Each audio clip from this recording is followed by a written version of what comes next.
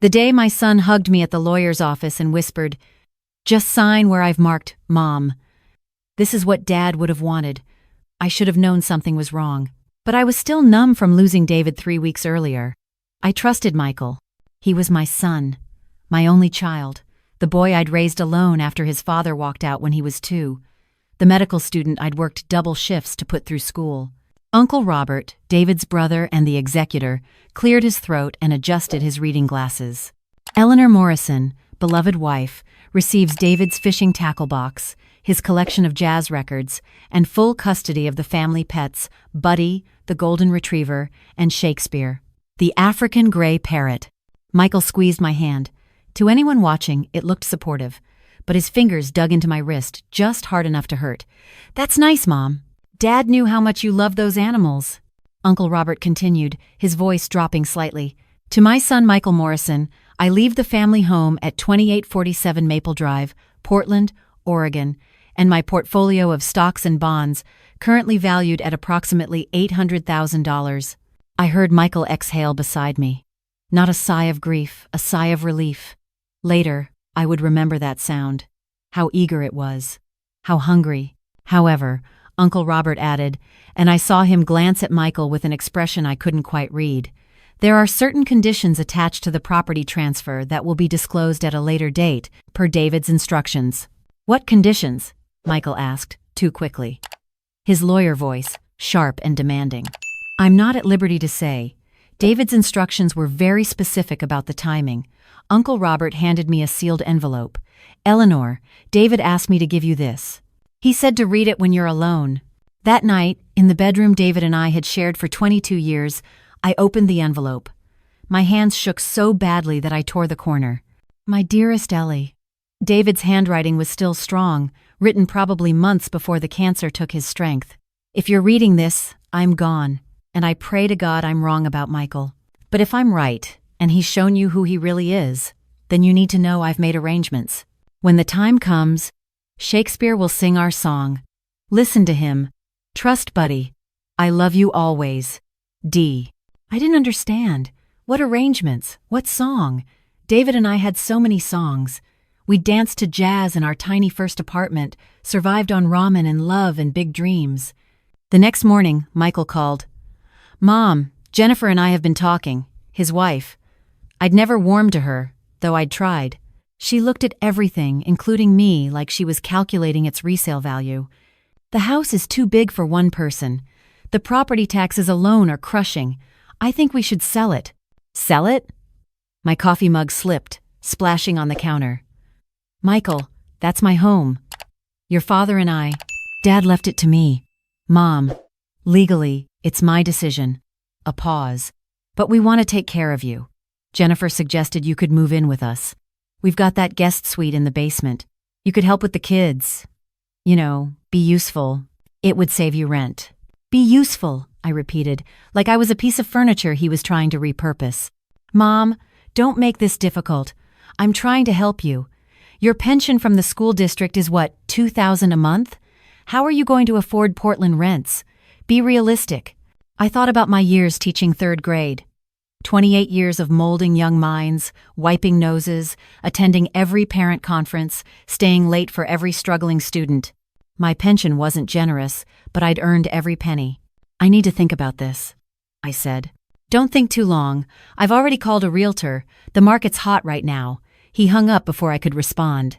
I sat at the kitchen table, David's table, where we'd done homework with Michael, where David had proposed on that snowy February night, where we'd held hands through his diagnosis, and I cried.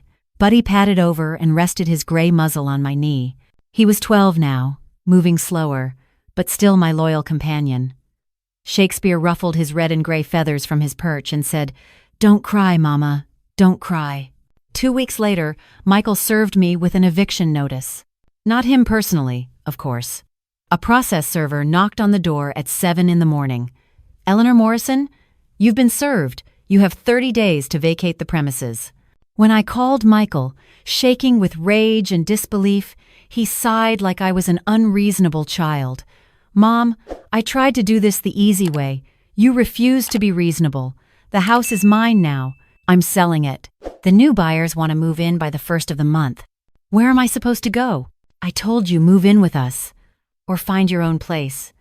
But Mom, be smart.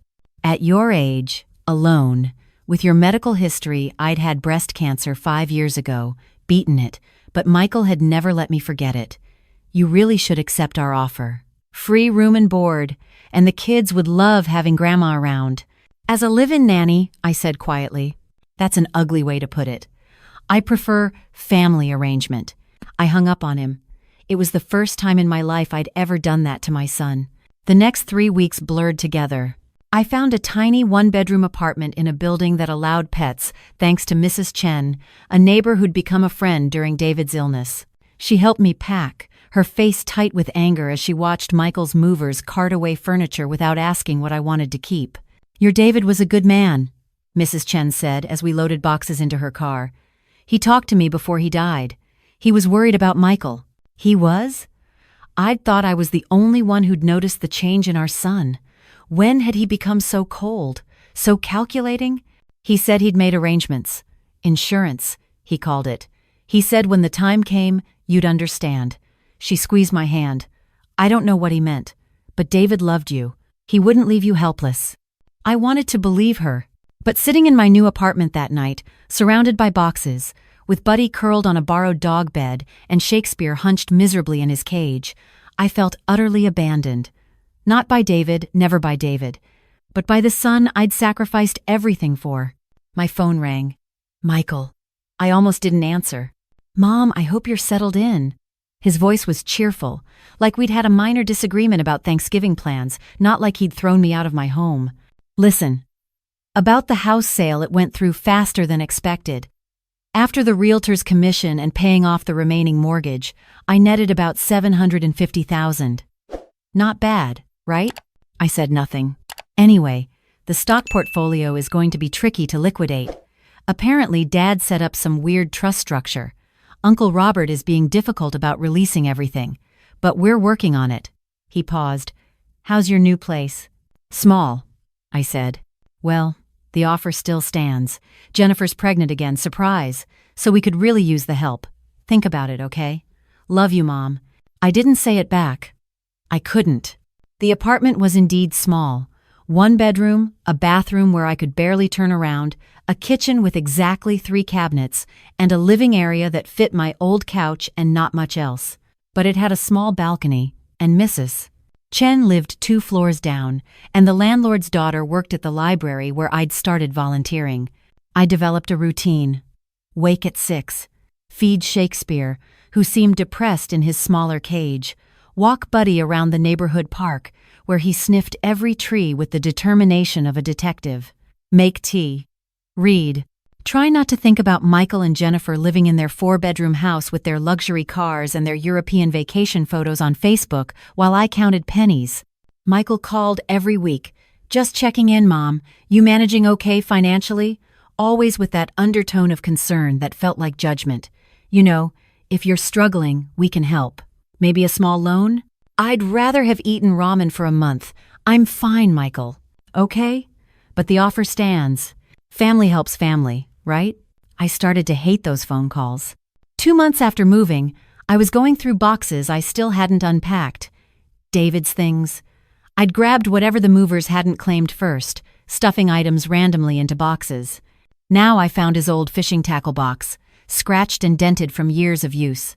We'd never been big fishers. David had bought it at a garage sale because he liked the look of it. He'd kept random things in it. Old keys. Receipts. Photographs. I opened it on the kitchen counter. Inside were flies he'd never used, a rusted pocket knife, and a small waterproof pouch. I opened the pouch and found a note card in David's handwriting. When Shakespeare sings our song, follow Buddy. The garden knows. What garden? We'd lived in that house for 18 years, but Michael had already had the new owners tear up my flower beds to install a modern deck. The garden was gone. Wait! The community garden. David had kept a plot there for 15 years, growing tomatoes and peppers every summer. I'd assumed it was abandoned after he died. Shakespeare suddenly squawked from his perch. Not his usual sounds, his voice had been subdued since David died, but something different. He bobbed his head and began to whistle. It took me a moment to recognize it. In the still of the night, our song, the one David had played on repeat during our first date, his old record player scratchy and beautiful. The song we danced to at our wedding in a friend's backyard, with Christmas lights strung in the trees. Shakespeare whistled it perfectly, then said clear as day, "Beach House, Cannon Beach, tax ID 7749. I nearly dropped my tea mug. "What?" I whispered. "Say that again. Beach House, Cannon Beach, tax ID 7749. Shakespeare cocked his head. "Good boy, Buddy. Good boy." Buddy, dozing on the couch, lifted his head at his name. The next morning, I called Mrs. Chen. "Do you have a car I could borrow? I need to go to the community garden." She drove me herself. "Your David had me water his plot after he got too sick. He made me promise to keep paying the annual fee, said it was important. David's plot was overgrown now, but someone had maintained it minimally." Mrs. Chen, I could have hugged her. "He buried something here," I said. "He left me a clue." We searched for 20 minutes before Buddy, who I'd brought along, started digging frantically near the old tomato stakes. 6 inches down, his paws hit something solid. A metal capsule, like a large thermos, waterproof and sealed. Inside was a key, the kind banks use for safety deposit boxes, and a letter.